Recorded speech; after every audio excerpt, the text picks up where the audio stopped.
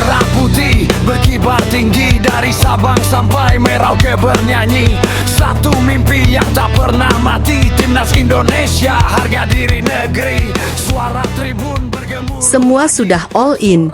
Diaspora datang, TC digelar habis-habisan, strategi disiapkan matang. Tapi pertanyaannya cuma satu, apakah ini akhirnya tahun Indonesia mengangkat trofi Piala AFF untuk pertama kalinya? Atau justru kembali jadi kisah yang bikin hati supporter hancur? Persiapan Timnas Indonesia menuju Piala AFF 2026 kini memasuki fase paling menentukan. Pemusatan latihan di Bali bukan sekadar latihan biasa. Disinilah pelatih John Hartman membentuk fondasi tim, menyatukan chemistry para pemain, sekaligus menentukan siapa saja 23 pemain terbaik yang layak mengenakan lambang Garuda di dada. Fokus pertama jelas ada pada kondisi fisik. Setelah libur kompetisi, seluruh pemain harus mengembalikan level kebugaran mereka ke titik terbaik.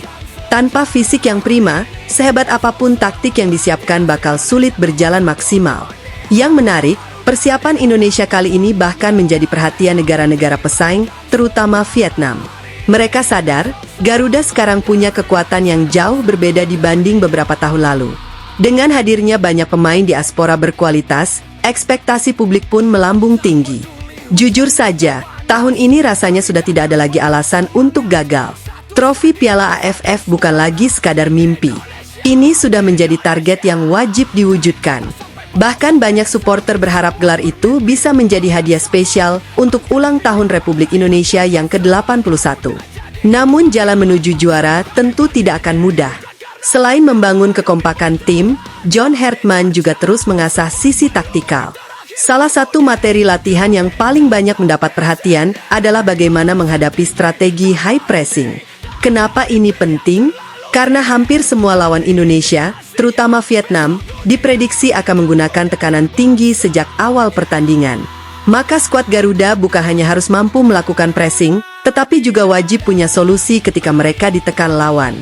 Latihan membangun serangan dari bawah, transisi cepat dari menyerang ke bertahan, hingga pengambilan keputusan di bawah tekanan terus diasah setiap hari. Bukan cuma soal taktik, Hartman juga membangun mental tim.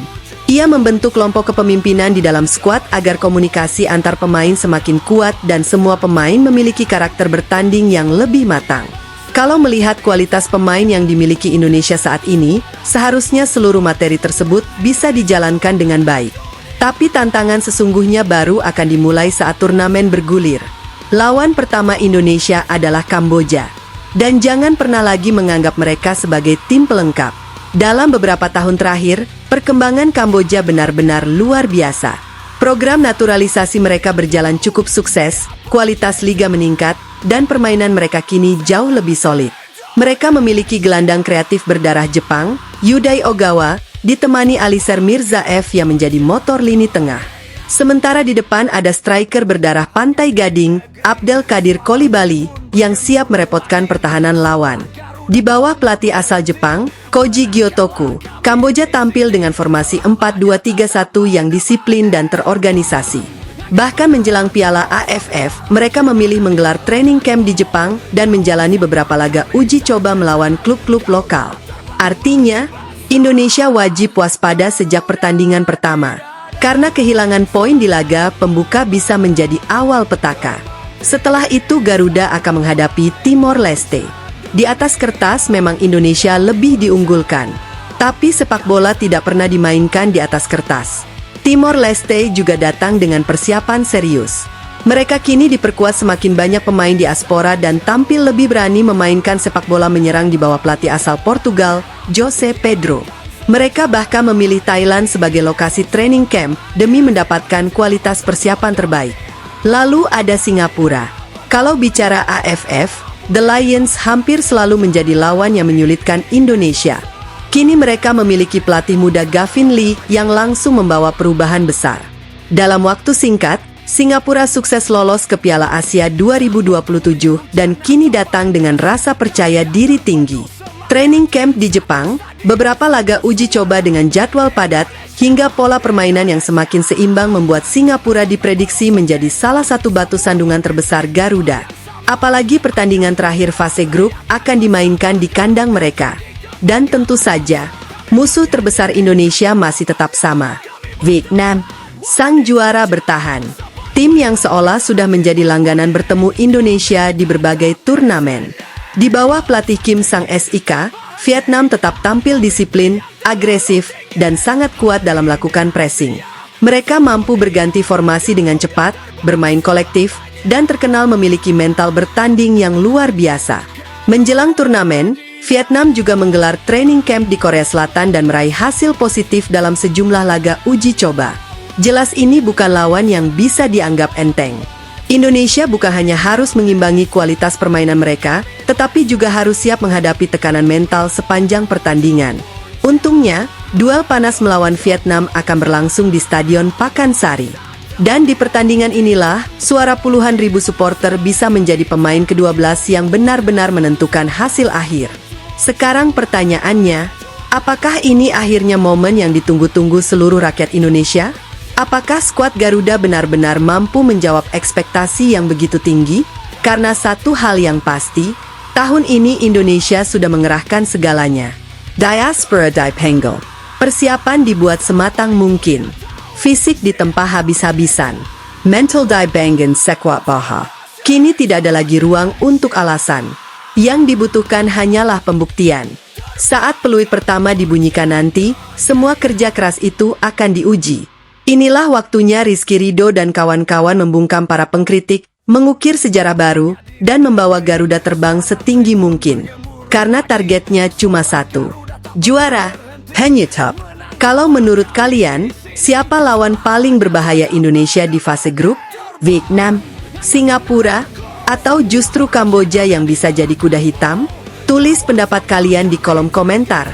Jangan lupa like, subscribe, dan aktifkan lonceng notifikasi supaya tidak ketinggalan update terbaru seputar Timnas Indonesia. Namun kalau dipikir-pikir, inilah momen yang selama ini ditunggu jutaan supporter Indonesia. Selama bertahun-tahun, kita selalu datang dengan harapan, selalu percaya, selalu bermimpi.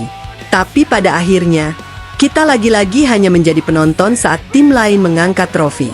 Dan rasa itu sudah terlalu sering dirasakan. Karena itulah, Piala AFF 2026 terasa berbeda. Ini bukan lagi sekadar turnamen. Ini adalah ujian terbesar bagi generasi emas Timnas Indonesia. Skuad yang disebut-sebut sebagai yang paling lengkap sepanjang sejarah. Pemain-pemain yang berkarier di Eropa. Diaspora berkualitas. Talenta lokal terbaik. Ditambah pelatih dengan pengalaman internasional. Kalau bukan sekarang, lalu kapan lagi? Semua mata kini tertuju ke Bali. Di balik kerasnya latihan, ada satu tujuan yang terus diulang setiap hari. Menjadi juara. Bukan semifinal. Bukan finalis. Tapi juara. Karena hanya juara yang akan dikenang sejarah. Sementara itu, lawan-lawan Indonesia juga sama sekali tidak tidur. Vietnam datang membawa status juara bertahan. Singapura ingin membuktikan kebangkitan mereka. Kamboja berambisi membuat kejutan terbesar sepanjang sejarah sepak bola mereka. Timor Leste ingin menunjukkan bahwa mereka bukan lagi tim yang bisa dipandang sebelah mata. Artinya, setiap pertandingan akan terasa seperti final. Satu kesalahan kecil bisa mengubah segalanya.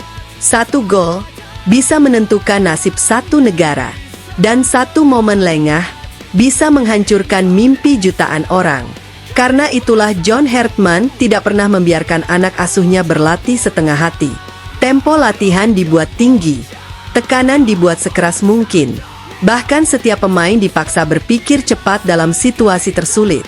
Sebab ketika nanti stadion bergemuruh, puluhan ribu supporter berteriak, dan lawan menekan tanpa henti. Tidak ada lagi waktu untuk panik. Yang ada hanyalah keputusan. Tepat, atau pulang dengan penyesalan. Yang membuat optimisme semakin besar tentu saja kualitas skuad Garuda saat ini.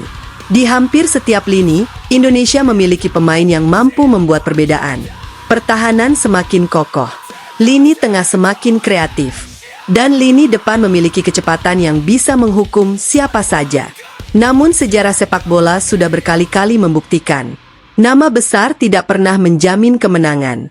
Justru tekanan ekspektasilah yang sering menjadi lawan paling berat. Karena semakin tinggi harapan publik, Semakin berat pula beban yang harus dipikul para pemain.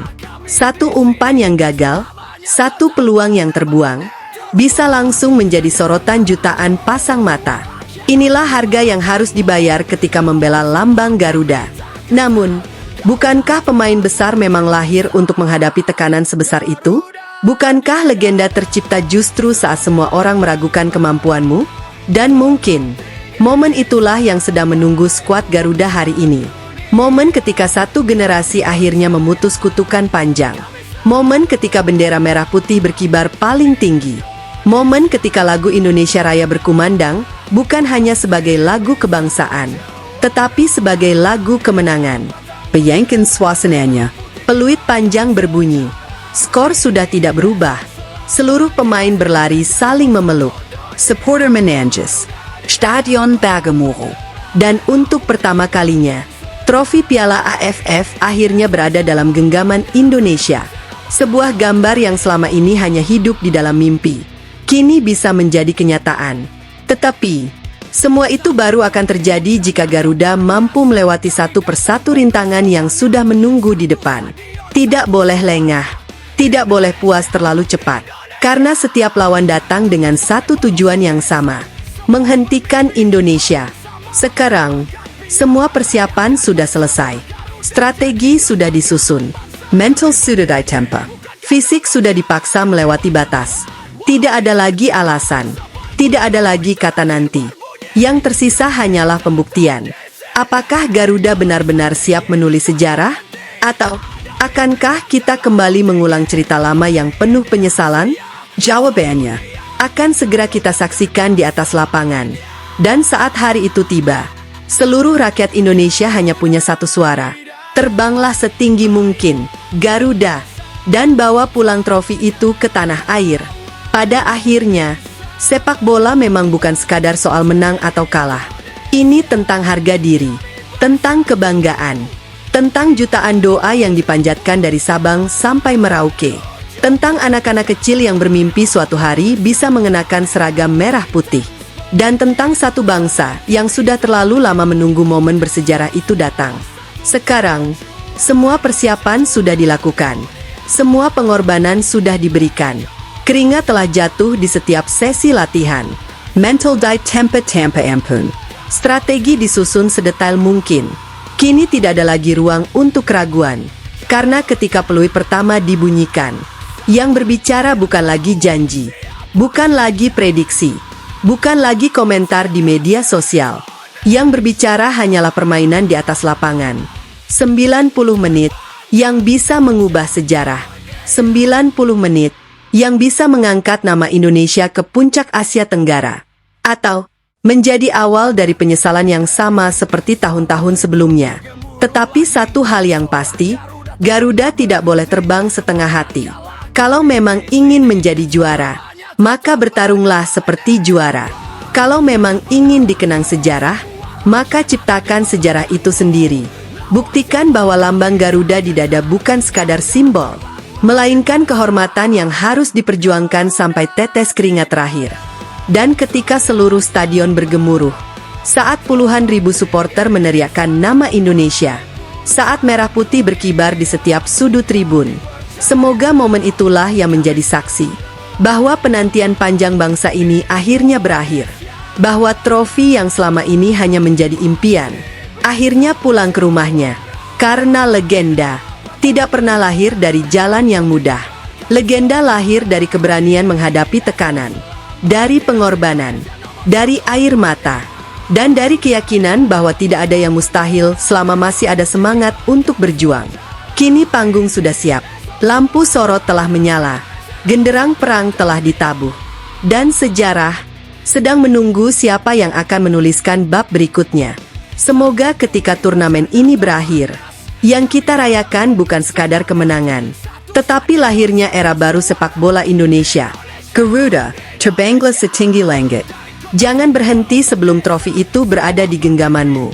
Kalau kalian percaya ini adalah tahunnya timnas Indonesia menjadi juara Piala AFF, langsung tulis di kolom komentar. Garuda juara 2026.